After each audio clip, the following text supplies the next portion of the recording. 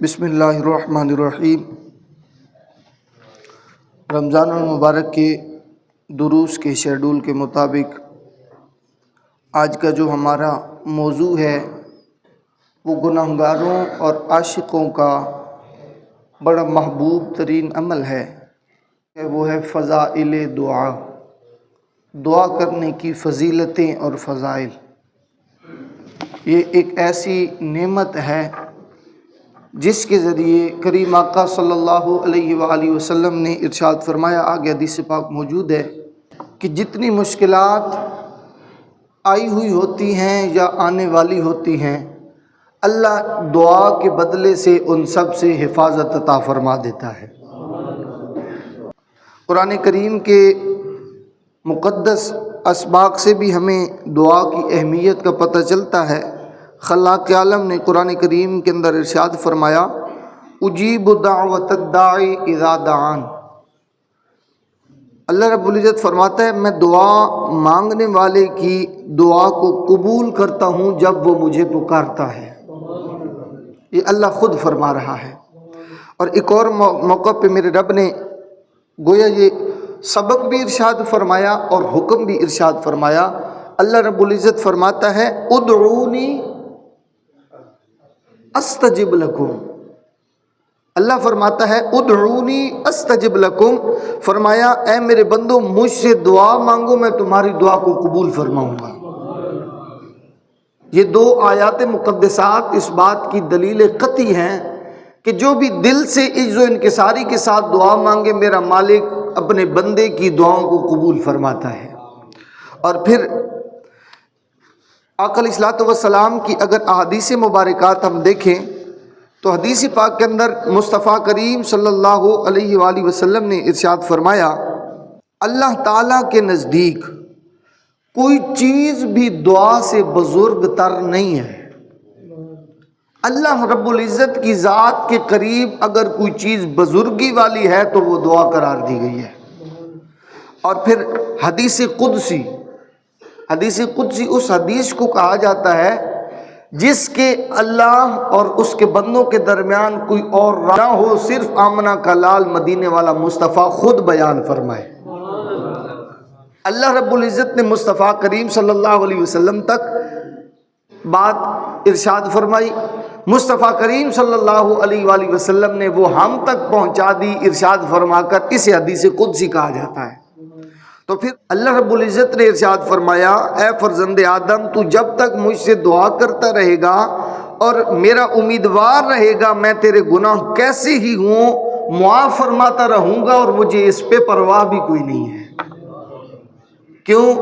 وہ رحمت للعالمین، وہ رب العالمین، وہ علی کل شیء قدیر، وہ یرزق من یشاء بغیر حساب، وہ غفور الرحیم، اور وہ رب واللہ علی کل شیء قدیر بن کے بیٹھا ہے۔ اور پھر ایک اور حدیث پاک کے اندر آقا علیہ الصلوۃ والسلام نے ارشاد فرمایا، یہ بھی حدیث قدسی ہے۔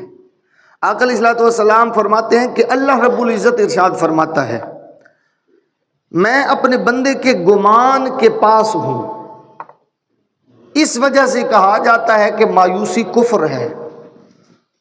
اللہ رب العزت فرماتا ہے میں اپنے بندے کے گمان کے پاس ہوں، یعنی وہ جیسا گمان مجھ سے رکھتا ہے میں اسے ویسا ہی کرتا ہوں۔ وہ مایوسی اس وجہ سے کہا گیا ہے کہ کفر کا جو ہے قریب تر درجہ ہے۔ کیوں؟ کہ اللہ احکم الحاکمین ہے، وہ ہر چیز پر قدرت رکھتا ہے۔ اس پر توکل کر کے مانگ کے دیکھیے پھر اللہ رب العزت کیسے عطا فرماتا ہے۔ اور جب بندہ کہتے نہیں یہ نہیں ہو سکتا، یہ میں نہیں کر سکتا، یہ نہیں ہوگا، یہ مشکل ہے، تو پھر اللہ فرماتا ہے کیا اسے میری طاقت اور میری رحمتوں پر امید بھی نہ رہی؟ تبھی فرمایا کہ میں اپنے بندے کی گمان کے پاس ہوتا ہوں، یعنی وہ جیسا گمان مجھ سے رکھتا ہے میں اس سے ویسا ہی کرتا ہوں۔ وَأَنَا مَعَهُ إِذَا دَعَانِي، اللہ فرماتا ہے میں اس کے ساتھ ہوتا ہوں جب وہ مجھ سے دعا کرتا ہے۔ تو دیکھیے کتنی بابرکت چیز ہے کہ دعا کرنے کی وجہ سے اللہ رب العزت بھی اپنے بندوں کے ساتھ ہو جاتا ہے۔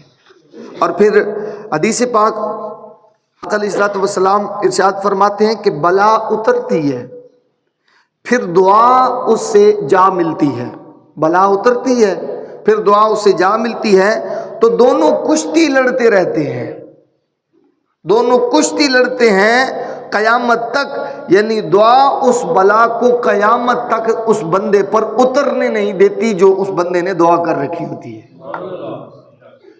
اب کتنا کرم ہے اللہ رب العزت کا کہ بندہ مانگتا اپنے لیے ہے، لیکن رب عالم پھر بھی اپنے بندوں پر اتنی برکتیں نازل فرما رہا ہے، اتنی رحمتیں نازل فرما رہا ہے۔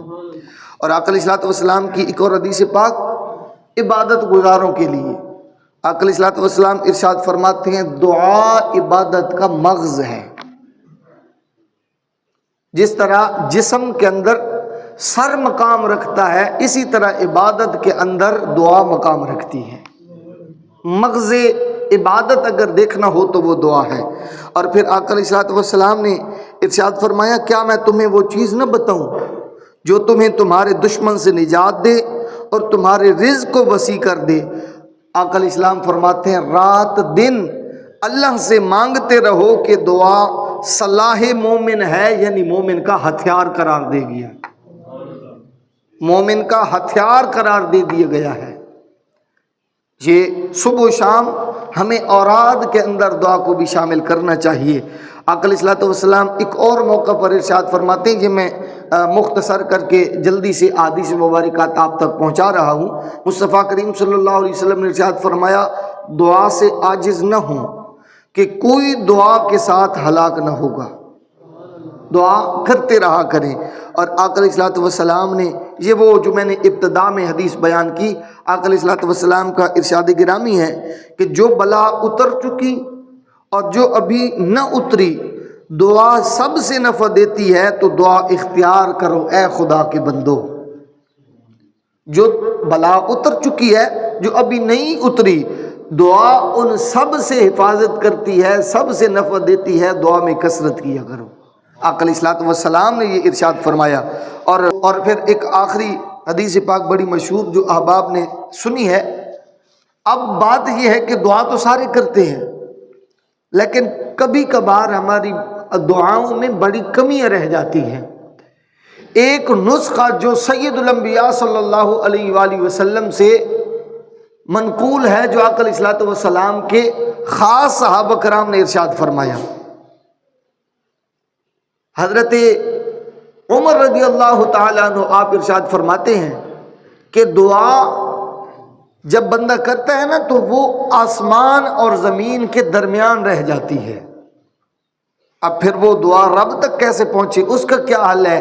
فرمایا دعا سے پہلے اور آخر میں نبی مکرم صلی اللہ علیہ وسلم کی ذات پہ درود پڑھ لیا کرو، یہ تمہارا درود تمہاری دعا کو رب تک اڑا کے لے جاتا ہے۔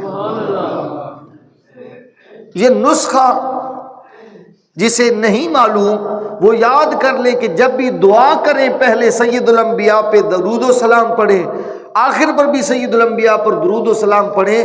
اللہ تعالیٰ اور کچھ بھی نہ ہو، ہمارا معیار نہیں کہ ہم دعا کر سکیں، ہماری عبادت نہیں، عجز و انکساری نہیں، ہمیں طریقہ سلیقہ نہیں مانگنے کا، لیکن پختہ یقین یہ ہونا چاہیے کہ مصطفیٰ کی ذات پہ درود پڑھنے کی وجہ سے اللہ ہمیں ضرور عطا فرما دے گا۔